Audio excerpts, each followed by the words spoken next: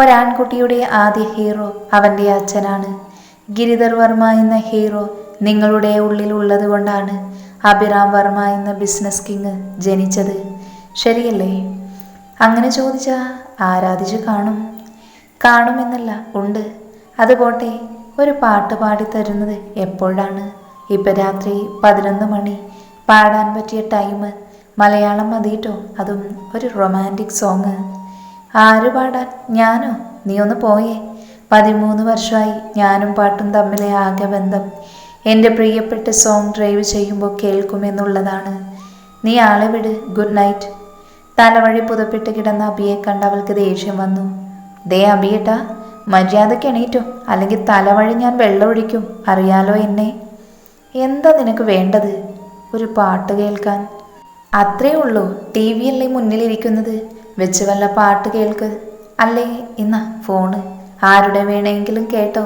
ദാസേട്ടൻ്റെ വേണോ? യേശുദാസ്, MG ശ്രീകുമാർ, അവരുടെ പാട്ടൊന്നുമല്ല. ഇപ്പോൾ അബിയേട്ടൻ്റെ പാട്ടാണ് കേൾക്കേണ്ടത്. എൻ്റെ ലച്ചു, എന്നെക്കൊണ്ട് ഇനി പറ്റും എനിക്ക് തോന്നുന്നില്ല. ശ്രമിച്ച് പരാജയപ്പെട്ടത് വീണ്ടും ഒരു സങ്കടം. എന്തിനാ വെറുതെ നടക്കാത്ത കാര്യത്തിന് ഉറക്കം കളയുന്നത്?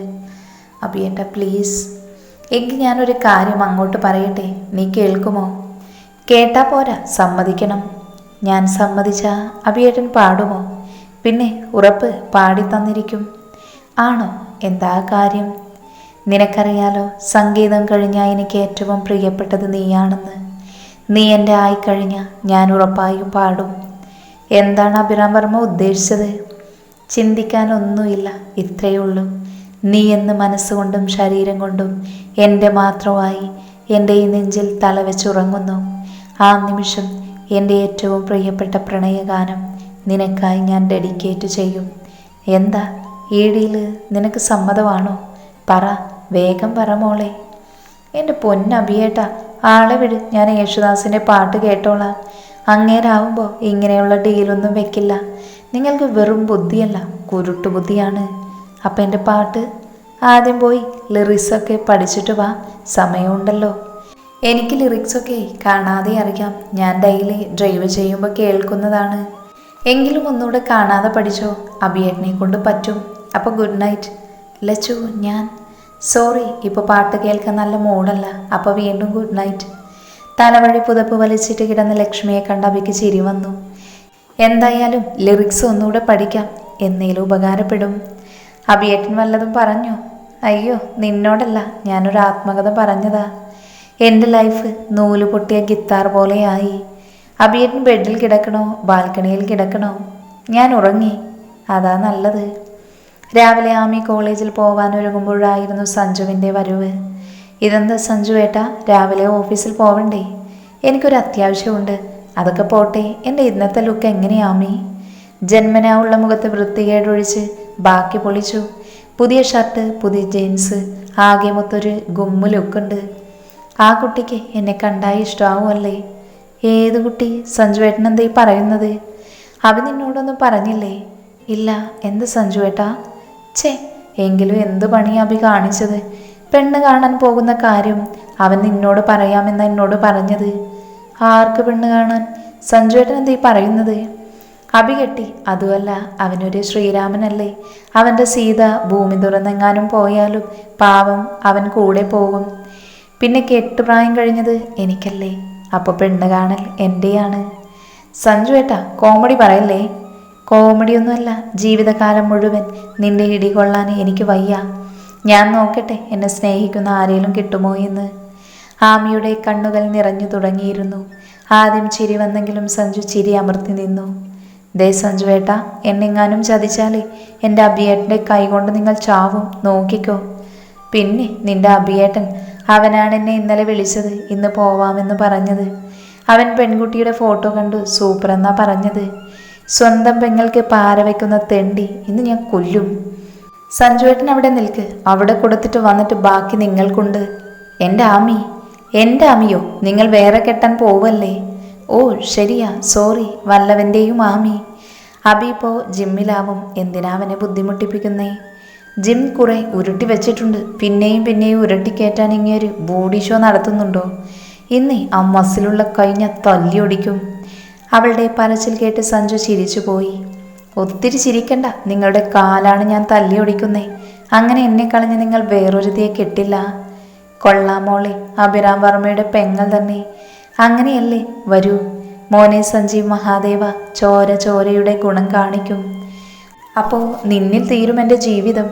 ഉറപ്പ് അല്ലേ? അപ്പോൾ കോളേജിൽ പോവാൻ സമയമായി, വൈകിട്ട് കാണാം. കെട്ടിയൊരുങ്ങി പോണുണ്ട്. എന്തേലും പ്രയോജനമുണ്ടോ? പിന്നെ അടുത്ത വർഷം ജില്ലാ കളക്ടറാണ്. ആമി പോയതും നോക്കി ചിരിച്ചുകൊണ്ട് സഞ്ജു നിന്നു.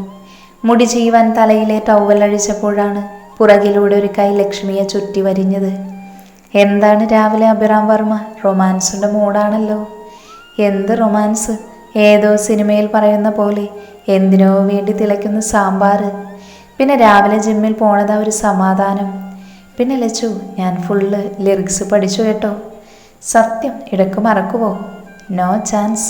അതിലും വലിയ കാര്യങ്ങൾ ഞാൻ ഓർക്കും. പിന്നെ സത്യം പറയാലോ അഭിയേട്ടാ, എനിക്ക് വിശ്വാസം പോരാ. രാവിലെ പോയി പണി നോക്ക്, ഞാൻ മുടി കെട്ടട്ടെ. നിന്റെ മുടിക്ക് നല്ല നീളമുണ്ട് കേട്ടോ. ഏതെണ്ണ ഞാൻ തേക്കുന്നത്? മുടിയുടെ നീളം എൻ്റെ നാക്കിനാണ്. രാവിലെ എൻ്റെ വായിൽ നിന്നും കേൾക്കല്ലേ. ഇങ്ങതാ, ഞാനേ മുടി കെട്ടിത്തരാം. അഭിയേട്ടന് അതൊരു ബുദ്ധിമുട്ടാവുന്നേ. ഞാൻ ചെയ്യാം, നീ മാറ്. എന്താ ഡബി, ഞാൻ ചെയ്താൽ മതിയോ? സഞ്ജുവിൻ്റെ ശബ്ദം കേട്ട് രണ്ടുപേരും അങ്ങോട്ട് നോക്കി. പിന്നെ എൻ്റെ ഭാര്യയുടെ മുടി കെട്ടിക്കൊടുക്കുന്നത് നീയാണോ? കേറി വാ മോനെ. എന്താടാ അബി, ആ വിളി അത്ര വെടിപ്പല്ലല്ലോ. സോറി ലക്ഷ്മി, മുടി കെട്ടുന്നത് ഞാൻ അറിയാണ്ട് പറഞ്ഞതാ. സഞ്ജുവേട്ടൻ രാവിലെ കോഫി കുടിക്കുവോ? പിന്നെ എടുത്തോ, ദേ ഇവനും ഒന്ന് എടുത്തോ. ലക്ഷ്മി പോയതും അബി സഞ്ജുവിനെ ഒന്ന് നോക്കി. നീ എന്താ അബി ഇങ്ങനെ നോക്കുന്നത്? നിനക്ക് ഞാനൊരു ഗിഫ്റ്റ് തരുന്നുണ്ട്. എന്ത് ഗിഫ്റ്റ്? നിനക്കിത്ര സ്നേഹം എന്നോട്, എന്താ ഗിഫ്റ്റ്? നല്ല 2 ഇടി. നീ ഒരുത്തം കാരണം എൻ്റെ കിസ് നിന്നോട് ദൈവം ചോദിക്കും. എൻ്റെ അബി, നിനക്കെന്താ പറ്റിയത്? ഓഫീസ് ബിസിനസ് എന്ന് പറഞ്ഞ് നടന്ന തങ്കപ്പെട്ട ചെറുക്കനാണ്. അബിയുടെ നിൽപ്പും മുഖവും കണ്ട് ചിരിയടക്കാനാവാതെ സഞ്ജു പൊട്ടിച്ചിരിച്ചു. അബി എന്നെ വിട്, എൻ്റെ കൈ വേദനിക്കുന്നു. ഇല്ലടാ, നിന്നെ വിടില്ല. നീ ഒറ്റ ഒരുത്തൻ കാരണം ഞാൻ കണ്ണിൽ എണ്ണ ഒഴിച്ച് കാത്തിരുന്ന എൻ്റെ ഉമ്മ. 1 മിനിറ്റ് കൂടി കഴിഞ്ഞാൽ ഞാൻ കംപ്ലീറ്റ് ചെയ്തേനെ. ഞാൻ എന്തു ചെയ്തു? നിനക്ക് ചെയ്യുന്ന ജോലിയോടൊരു ആത്മാർത്ഥത വേണ്ടേ? അത് കഴിഞ്ഞ് നീ ഫോൺ എടുത്താൽ മതിയായിരുന്നു. ഞാൻ വീണ്ടും വീണ്ടും വിളിച്ചേനെ. അതാണ്, എനിക്കറിയാം നീ വിളിക്കുമെന്ന്. നിന്റെ ആസ്ഥാനത്തുള്ള വിളി ഇന്നത്തെ കൊണ്ട് ഞാൻ നിർത്തും. മോനെ അബി, ഞാൻ പറയുന്നത് നീ ഒന്ന് കേൾക്ക്. നിന്റെ ആന കാൽമുട്ടൻ്റെ നടുവിൽ നിന്നെടുക്ക്. നിന്റെ പെങ്ങളുടെ ജീവിതത്തിലാണ് നീ ഇപ്പോൾ കാല് വെച്ചേക്കുന്നത്. ഇനിയും ഒരു 5 മിനിറ്റ് ഇങ്ങനെ കിടന്നാൽ പിന്നെ എന്നെ ഒന്നിനും കൊള്ളില്ല. ഷാജി പാപ്പൻ്റെ അവസ്ഥയാവും. വല്ല എണ്ണ ഒഴിച്ച് തിരിയിട്ട് വെക്കേണ്ടി വരും. ഇനി എൻ്റെ റൊമാൻസിൻ്റെ ഇടയിൽ വിളിച്ച് നീ ശല്യം ചെയ്യുമോ? ഇല്ല, ഇനി നിന്നെ രാത്രിയിൽ ഞാൻ വിളിക്കില്ല. വാട്സപ്പിൽ മെസ്സേജ് മാത്രമേ അയക്കൂ. നീ കാലെടുക്കടാ പ്ലീസ്. ഇത്തവണ നിന്നെ വിടാം. ഇനി എൻ്റെ റൊമാൻസിനിടയിൽ വന്ന നിന്റെ നെഞ്ചത്ത് ഞാൻ റീത്ത് വയ്ക്കും. വരില്ല വരില്ല, ഉറപ്പായും വരില്ല. കാലെടുക്ക് മോനെ, കൈകൂടി വിടടാ. അബി കൈവിട്ടു കാലെടുത്തതും സഞ്ജു ബെഡിൽ നിവർന്നിരുന്നു. അബിയെ നോക്കി. അബി, നിനക്ക് കുറച്ച് സമാധാനമായോടാ? ആ, ഒരു പൊടിക്ക്. ഉപദേശമാണെന്ന് കരുതരുത്. ദൈവം നിനക്ക് വാരിക്കോരി ആരോഗ്യം തന്നിട്ടുണ്ട് എന്ന് വെച്ച് എന്നെ പോലൊരു പാവത്തിൻ്റെ നെഞ്ചത്തിങ്ങനെ കയറരുത്. ഒരു ഉമ്മ വേറെ ആരെയുമല്ല, സ്വന്തം ഭാര്യ എപ്പോൾ വേണമെങ്കിലും വെക്കാം. അതിനാണ് നീ നിന്നോട് ദൈവം ചോദിക്കും. തിരുമാന ആളെ വിളിക്കേണ്ടി വരുന്ന തോന്നുന്നേ. നിനക്ക് നൊന്തോ? നീ ഷർട്ടൂരി കിടക്ക്, ഞാൻ തിരുമ്മിത്തരാം സഞ്ജു. ആ ബെസ്റ്റ്. ഇനി നിനക്ക് 7 മല പൂഞ്ചോലയാണ് പാടാൻ. ഞാൻ കിടന്നു തരാം. നീ എന്നെ മോർച്ചറിയിൽ വെച്ചേ അടക്കൂ. അല്ലെങ്കിൽ ഉണ്ടല്ലോ, നീ പകരൻ്റെ നടുവ് നോക്കി ചവിട്ടി ദേഷ്യം തീർക്കൂ. ഞാനൊന്നും പറയില്ല, നിനക്ക് ചവിട്ടാൻ നിന്നു തരും. തൻ്റെ മുന്നിൽ തിരിഞ്ഞു നിന്ന അബിയെ സഞ്ജു എന്ന് നോക്കി. പക അത് വീട്ടാനുള്ളതൊക്കെ തന്നെയല്ലേ. നല്ല വെളുത്ത തുടുത്ത നടുവ്, ഒരു ചവിട്ടൊക്കെ തരാൻ ആഗ്രഹമുണ്ട്. പക്ഷേ മുള്ള് വന്ന് ഇലയിൽ വീണാലും ഇല വന്ന് മുള്ളിൽ വീണാലും പാവം ഇലക്കല്ലേ ഓട്ട വീഴൂ. ഇത്ര കാലം സ്നേഹിക്കുന്നില്ല എന്നതായിരുന്നു. സ്നേഹിച്ചപ്പോൾ നിന്റെ അസുഖം എനിക്ക് മനസ്സിലായി. അത് സഞ്ജു, ഞാനൊരു ഭർത്താവ് മാത്രമായിട്ട് ഒതുങ്ങിയ മതിയോ? ഒരു പ്രമോഷൻ കിട്ടി ഒരച്ഛനാവാൻ നീയും അത് ആഗ്രഹിക്കുന്നില്ലേ സഞ്ജു? ബാക്കിയുള്ളവനിവിടെ ഭർത്താവാൻ പറ്റുന്നില്ല. അപ്പോഴാണ് അച്ഛൻ. എൻ്റെയും ആമിയുടെയും കാര്യത്തിൽ തീരുമാനം എനിക്കിപ്പോൾ അറിയണം. എന്ന് നടത്തും എൻ്റെ കല്യാണം? അതിപ്പോൾ ആമി, പഠിത്തം, മിണ്ടരുത്. നിന്റെ റൊമാൻസ് ഒരു കാലത്ത് നടക്കാൻ പോണില്ല. ഞാനാണേലേ ഇടക്കറിയാതെ കയറിപ്പോകും. അപ്പം ഇതുപോലെ കൊല്ലാൻ പിടിക്കുമ്പോൾ നിന്റെ പെങ്ങൾ വിധവയാവരുത് എന്ന് കരുതി നീ എന്നെ വെറുതെ വിടും. സഞ്ജു, ഞാൻ നിന്നെ മനഃപൂർവ്വം വേദനിപ്പിക്കുമെന്നാ നീ പറയുന്നത്? നിനക്കറിയാമോ, നിന്നെ ഒരു ദിവസം കാണാതിരുന്നാലുണ്ടല്ലോ. സെൻറ്റി അടിക്കല്ലേ. ബെഡിൽ കമിഴ്ത്തി കിടത്തി കൈ പുറകിൽ പിടിച്ചു വെച്ച് നടുവിൽ മുട്ടുകാല വെച്ച് നീ മനഃപൂർവ്വമല്ലെന്ന്. എനിക്കിത് കിട്ടണം. ഒരു ഉമ്മ ചോദിച്ചു ചെന്ന പെങ്ങൾ വളഞ്ഞിട്ടിരിക്കും. സ്വന്തം ഭാര്യയ്ക്ക് ഉമ്മ കൊടുക്കാൻ പറ്റാത്തത് കൊണ്ട് ആങ്ങളെ കിടത്തിയിടിക്കും. നിങ്ങൾ രണ്ടാളും കൂടി എന്നെ കൊല്ലുമോ? സോറി സഞ്ജു, നീ ക്ഷമിക്ക്. ഒരുത്തി കോഫി എടുക്കാൻ പോയിട്ട് മണിക്കൂറായി. രാജ്യം വിട്ടെന്ന് പോയെന്ന് തോന്നുന്നു. ഇനി നോക്കി നിന്നിട്ട് കാര്യമില്ല. ബ്രേക്ക്ഫാസ്റ്റ് കഴിക്കുന്ന ഒപ്പം കോഫി കുടിച്ചാൽ നിനക്ക് കുഴപ്പമുണ്ടോ? നീ വല്ലതും കഴിച്ചോ? ഇല്ല, രാവിലെ തന്നെ വരാൻ പറഞ്ഞപ്പോൾ എന്തേലും ആവശ്യമെന്ന് കരുതി ഓടി വന്നത് കഴിച്ചില്ല. ആൻറ്റി ഇന്ന് ദോശയാണ് ഉണ്ടാക്കിയത്. നീ എങ്ങനെ അറിഞ്ഞു? അമ്മ വിളിച്ചോ? എനിക്കറിയില്ലേ. നിന്നെ വാ കഴിക്കാം. അതെന്താ സഞ്ജു, നിനക്ക് ദോശ ഇഷ്ടമല്ലാത്തേ? അതോ ദോശ എന്നെ ഒന്ന് കടിച്ചു. എല്ലാവരുടെയും അടിയും ഇടിയും എനിക്കാണല്ലോ. ഞാൻ സോറി പറഞ്ഞില്ലേ. ഇനിയും നീ എന്താ സഞ്ജു നിന്റെ നടുവിന്? രാജിയുടെ ചോദ്യം കേട്ട് സഞ്ജു ഒന്ന് അഭിയെ നോക്കി. ആൻറ്റിക്കിത് അഭിമാന നിമിഷമാണ്. എങ്ങനെ? നീ എന്തേ പറയുന്നത്? ആൻറ്റി, ഈ മകന് കൊടുക്കുന്ന മുട്ടയും പാലും ഉണ്ടല്ലോ, എങ്ങും പോയിട്ടില്ല. എല്ലാം അവൻ്റെ ബോഡിയിൽ ഭദ്രമായി ഉണ്ട്. നീ എന്തേ പറയുന്നത്? അവന് വട്ടാണമ്മേ. ലക്ഷ്മി എവിടെ? ഒരിടം വരെ പോവണം. ഒന്ന് ഡ്രസ്സ് മാറാൻ പറ. മോള് കിരിയേട്ടൻ്റെ കൂടെ പത്രം വായന. എന്താ സഞ്ജു ഇത്? ഇതൊക്കെ എങ്ങനെ? ഞാനൊരു സത്യം പറയാലോ. എന്താ സഞ്ജു? നിന്നേക്കാൾ പാവം നിന്റെ ഡാഡിയാണ്. സഞ്ജു, വെജിറ്റബിൾ കുറുമ പൂരിയുടെ ഒപ്പം വേണോ അതോ തലയിൽ കൂടി വേണോ? എൻ്റെ പൊന്നു, ആളെ വിട്. അബിയേട്ടാ, നീ എന്താ ഇതുവരെ കോളേജിൽ പോയില്ലേ? അതുണ്ടല്ലോ അബിയേട്ടാ. ഏതുണ്ടല്ലോ? അതെ, എൻ്റെ 2 വീലർ, അതിൻ്റെ ചാവി. തരില്ല, മുറ്റത്ത് കാറുണ്ട്. പിന്നെ തോമസ് അങ്കിളും തരാൻ സമയമാവുമ്പോൾ ചാവി തരും. ഇതിനെല്ലാം കാരണം ഈ വാലാണ്. ഏതോ പെണ്ണിനെ വാൽ നോക്കി അന്ന് ആക്സിഡൻ്റ് ആയി അന്ന് വാങ്ങിയതാണ് എൻ്റെ ചാവി. ആമി, ഒത്തിരി പറയണ്ട, ചാവി തരില്ല. അബിയേട്ടാ പ്ലീസ്. സഞ്ജു ഏട്ടാ ഒന്ന് പറ. സഞ്ജു ഒന്നും പറയില്ല. ഇനി പറഞ്ഞാലും ഞാൻ തരില്ല. അബി, അവൾക്ക് സങ്കടമായി. ആമിയുടെ പോക്ക് കണ്ട് സഞ്ജു പറഞ്ഞു, ചാവി കൊടുത്തൂടെ നിനക്ക്? ഡാ, എല്ലാം അറിഞ്ഞുകൊണ്ട് നീ ഇങ്ങനെ പറയല്ല സഞ്ജു. രാഹുൽ അവൻ പകയെടുത്ത് നടപ്പ. നിന്റെ കാര്യം തന്നെ അറിയില്ലേ. ഇനി ചിലപ്പോൾ അത്രയും ക്ഷമ കാണില്ല. ചിലപ്പോൾ ഞാൻ അവനെ പേടിച്ച് എത്ര കാലം. പേടിയല്ല, എൻ്റെ ജീവനേക്കാൾ എനിക്ക് വലുത് നീയും അവളുമൊക്കെ അല്ലേടാ.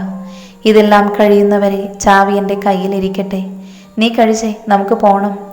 എവിടെയാണ് അബി? അതൊക്കെ പറയാം, നീ വാ. മേരിമാത എന്ന മൾട്ടി സ്പെഷ്യാലിറ്റി ഹോസ്പിറ്റലിൻ്റെ മുന്നിൽ അബിയുടെ കാറ് നിന്നു. ഇറങ്ങ്. സഞ്ജു, ലച്ചു, നീയും ഇറങ്ങ്. എന്താ അബി ഇവിടെ? വാ, പറയാം. ന്യൂറോ സർജൻ സക്രിയ തോമസിനെ ഒന്ന് കാണാനൊരു അപ്പോയിൻമെൻ്റ് ഉണ്ട്. എൻക്വയറി കാര്യം പറയുന്ന അബിയെ സഞ്ജുവും ലക്ഷ്മിയും ഒന്നും മനസ്സിലാവാത്ത പോലെ നോക്കി. ചെല്ല് സർ, റൂമിലുണ്ട്. അബി ഇവിടെ? നീ ഒന്നും മിണ്ടാതെ കൂടെ വാ. റൂം ഡോർ തട്ടിയതും അകത്തുനിന്ന് മറുപടി വന്നു. അബിയേട്ടാ, കയറിപ്പോര്. ഡോറ് തുറന്ന് യുവാവ് അബിയെ കെട്ടിപ്പിടിച്ചു. വാ, ഇരിക്ക്. നിങ്ങളെന്താ അവിടെ നിൽക്കുന്നത്? കയറി വാ. അത് കേട്ടതും ചിരിച്ചുകൊണ്ട് സഞ്ജുവും ലക്ഷ്മിയും അകത്തേക്ക് കയറി. സഞ്ജു, ഇത് ന്യൂറോ സർജൻ ഡോക്ടർ സക്രിയ തോമസ്. സക്രിയ, ഇത് സഞ്ജീവ് മഹാദേവൻ. സഞ്ജു എന്ന് വിളിക്കും. എൻ്റെ ചങ്കാണ്. അബിയേട്ടൻ്റെ ചങ്ക് എൻ്റെയും ചങ്കല്ലേ. ഇത് പിന്നെ എൻ്റെ വൈഫല്ലേ. ഹായ് ചേച്ചി. ചേച്ചിയെന്നോ? എൻ്റെ വൈഫിന് അത്ര പ്രായമൊന്നുമില്ല. ചേട്ടൻ്റെ വൈഫ് ചേച്ചിയാണ്. അവിടെ പ്രായം നോക്കില്ല. ഒരു ചേട്ടൻ്റെ സ്ഥാനത്ത് നിങ്ങൾ ചെയ്ത കാര്യങ്ങൾ അങ്ങനെ മറക്കാൻ പറ്റുമോ? അയ്യോ മതി, നീ ചേച്ചിയെന്ന് വിളിച്ചോ. സഞ്ജു ഏട്ടന് ഇപ്പോഴും എന്നെ മനസ്സിലായില്ല. അബിയേട്ടാ. സഞ്ജു, ഇത് ഡാഡിയുടെ ഡ്രൈവർ തോമസ് അങ്കിളില്ലേ, അദ്ദേഹത്തിൻ്റെ മകനാണ് സക്കറിയ. കാണുന്ന പോലെയല്ല, ആള് പൊളിയാണ്. ന്യൂറോ സർജൻ മാത്രമല്ല, തെറാപ്പിസ്റ്റ് കൂടിയാണ്. പിന്നെ വൈഫ് അലീന സക്കറിയ ഒരു സൈക്കാട്രിസ്റ്റാണ്. അബി, എനിക്ക് വട്ടൊന്നും ഇല്ലടാ. നീ എനിക്ക് ഷോക്ക് ട്രീറ്റ്മെൻറ്റ് തരുമോ? സഞ്ജു പറഞ്ഞു കേട്ട് എല്ലാവരും ചിരിച്ചുപോയി. പറ സക്രിയ, എങ്ങനെ നമ്മുടെ ആള്? ചോദ്യം കേട്ടാൽ തോന്നും കൊണ്ടാക്കിയിട്ട് ഇങ്ങോട്ട് വന്നേ ഇല്ല എന്ന്. ഇന്നലെ മാത്രമല്ല വരാഞ്ഞത്. ഇന്നലെ ഞാൻ ഇത്തിരി ബിസിയായിരുന്നു. നടക്കാൻ ഒരൽപ്പം ബുദ്ധിമുട്ടൊഴിച്ചാൽ ബാക്കി മെൻ്റലി ഫിസിക്കലി ഒക്കെ ഓക്കെയാണ്. അഭിയേട്ടനറിയാലോ ഞാനും അവളും ഞങ്ങളെ കൊണ്ടാവുന്ന രീതിയിൽ ട്രൈ ചെയ്തു എന്ന്. അറിയടാ മോനെ, നിന്നോട് എങ്ങനെ നന്ദി പറയണമെന്നറിയില്ല. നരസിംഹത്തിൽ മമ്മൂക്ക പറയുന്ന പോലെ നന്ദി പോക്കറ്റിലിരിക്കട്ടെ. ഒരു ചെക്ക് സൈൻ ചെയ്യാനുള്ള സമയം നീ എനിക്ക് തരണം. പോ അഭിയേട്ടാ, ഞാനൊരു തമാശയ്ക്ക് പറഞ്ഞതാ. അപ്പനറിഞ്ഞ എന്നെ കൊല്ലും. അതുമല്ല, അഭിയേട്ടൻ ഹോസ്പിറ്റൽ ബില്ലൊക്കെ സെറ്റിൽ ചെയ്തതല്ലേ. ഒന്നും പറയണ്ട, ഒരു ഡോക്ടറായി നീ നിന്റെ കടമ ചെയ്തു. നിന്റെ സേവനം സ്വീകരിച്ച ആളിൻ്റെ സഹോദരനായ ഞാൻ എൻ്റെ കടമ ചെയ്തു. ബ്ലാങ്ക് ചെക്കാണ്, എമൗണ്ട് നിനക്കെഴുതാം. ഞാൻ ഡേറ്റ് ഇട്ട്, അതുകൊണ്ട് തന്നെ ഇന്ന് തന്നെ മാറണം. അഭിയേട്ട, ഞാൻ പ്ലീസ്, എനിക്ക് പറ്റില്ല. അപ്പനെങ്ങാനും അറിഞ്ഞ? അപ്പനറിയില്ല, ഞാൻ പറയില്ല അങ്കിളിനോട്, പ്ലീസ്. അപ്പം ഞങ്ങൾ കയറി കാണട്ടെ? ശരി അഭിയേട്ടാ. അഭിയേട്ട, ആരെ കാണാനാണ് നമ്മൾ വന്നത്? നീ കയറി നോക്ക്, അപ്പോൾ അറിയാം. മുറി തുറന്നകത്ത് കയറിയ ലക്ഷ്മി ബെഡിലിരുന്ന ആളെ കണ്ട് കണ്ണുനീര് അവളുടെ കാഴ്ച മറച്ചു.